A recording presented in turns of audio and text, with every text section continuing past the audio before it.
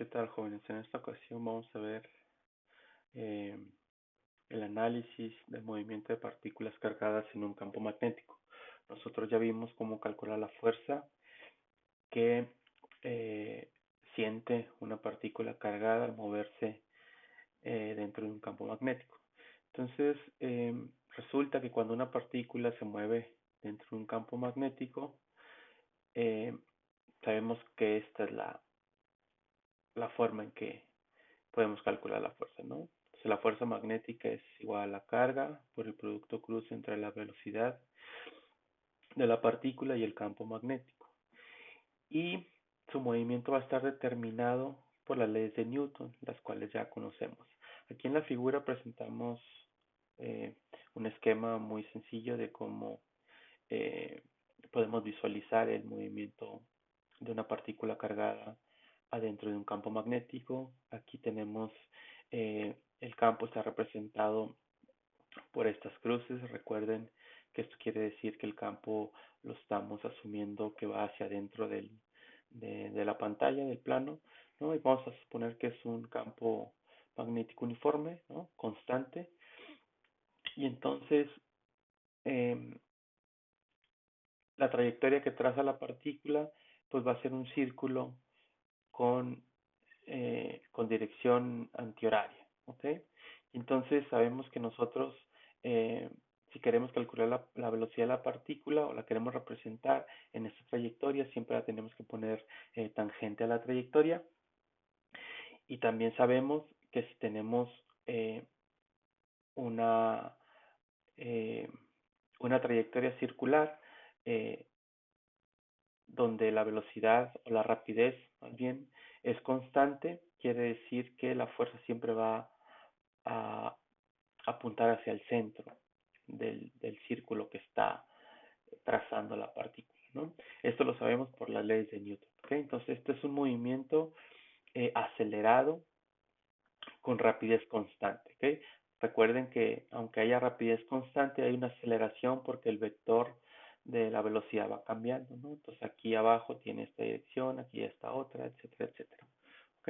Y entonces también podemos observar que la fuerza y la velocidad siempre son perpendiculares. Eso es lo que hace que la magnitud de la velocidad este, no cambie, pero sí su dirección. ¿Ok? Entonces, dicho de otra manera, la fuerza nunca tiene componente en la dirección de la velocidad, de tal forma que esta fuerza no realiza trabajo sobre la partícula. Y esto también se va a cumplir si el campo magnético deja de ser uniforme. ¿Ok? Entonces, pues, nosotros ya sabemos cómo eh, analizar movimientos circulares con rapidez constante, ¿no? Entonces lo que tenemos que hacer es aplicar la segunda ley de Newton a este, a este esquema, ¿no? Entonces, pues, lo que nosotros podemos concluir de lo anterior es que el movimiento de una partícula cargada bajo la influencia de un solo campo magnético siempre ocurre con rapidez constante, ¿ok?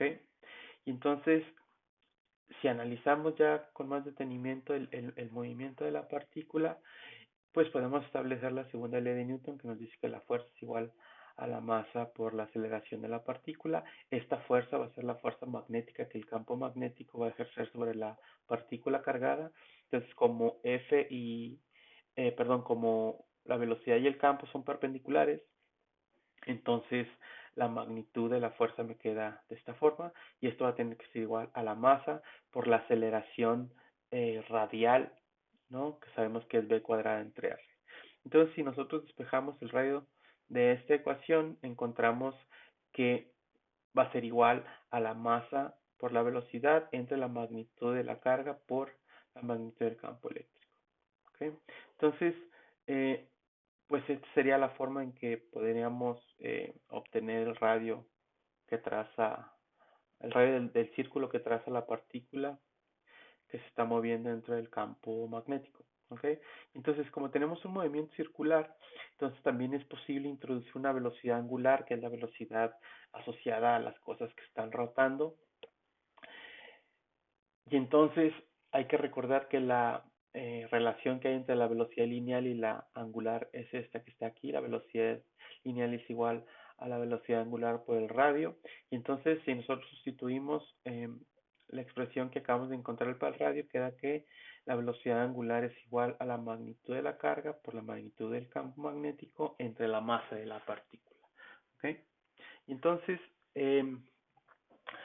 aquí también es útil introducir el concepto de frecuencia, que es igual a la velocidad angular entre 2pi, ¿no? Que es el número de revoluciones por unidad de tiempo. Y esta frecuencia es independiente del radio de la trayectoria de la partícula y se denomina frecuencia de ciclotrón, que es una eh, frecuencia que se da en los aceleradores de partículas que tienen el mismo nombre, ¿no? Y aquí las partículas se mueven en trayectorias casi circulares y reciben un impulso que se duplica en cada vuelta que están dando, por lo que su energía se va incrementando, así como su radio orbital, pero la rapidez angular eh, no aumenta y esto, por consecuencia, tampoco la frecuencia va a aumentar. ¿Okay? Y entonces, esta es la manera de analizar movimientos de partículas cargadas dentro de un campo magnético, ¿no? Siempre van a seguir trayectorias circulares o este, parcialmente circulares. ¿Ok? Bueno, chavos, cualquier duda que puedan tener, me la hacen llegar.